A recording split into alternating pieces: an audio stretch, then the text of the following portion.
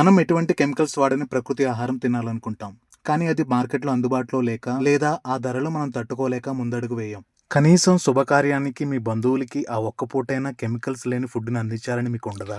మేము వెళ్ళిన ఈ మ్యారేజ్ రిసెప్షన్‌లో ఎటువంటి కెమికల్స్ వాడని ప్రకృతి వ్యవసాయంతో చేసిన భోజనం మాకు అందించారు. ఈయన పేరు అశోక్. ఈయన విజయవాడకి చెందినవారు. కానీ మంచి ఆహారం కావాలి అని అందరూ కోరుకుంటే ఈ ప్రకృతి వ్యవసాయం చేసిన రైతులకు ఎంతో సపోర్ట్గా సహకారం అందించిన వారు అవుతాము. అయితే మనం ఫంక్షన్స్ లో ప్రకృతి ఆహారం పెట్టాలంటే చాలా ఖర్చు అవుతుంది అని అనుకుంటారేమో. మనం ఏదైతే కెమికల్ ఫుడ్ తింటున్నామో దానికన్నా ఒక 10 రూపాయలు మాత్రమే ఎక్కువ ఉండొచ్చు అని వీళ్ళు చెప్తున్నారు.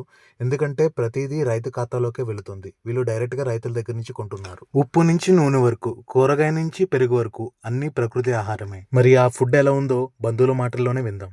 వెజ్ బాగుంది. నిజంగా బాగుంది. ఏ వెజ్ ఐటమ్ బాగుంది? క్యారెట్ వల్ల పొళ్ళు, గోంగూర చట్నీ అన్ని ఆల్ రౌండ్ చాలా బాగుంది. అసలు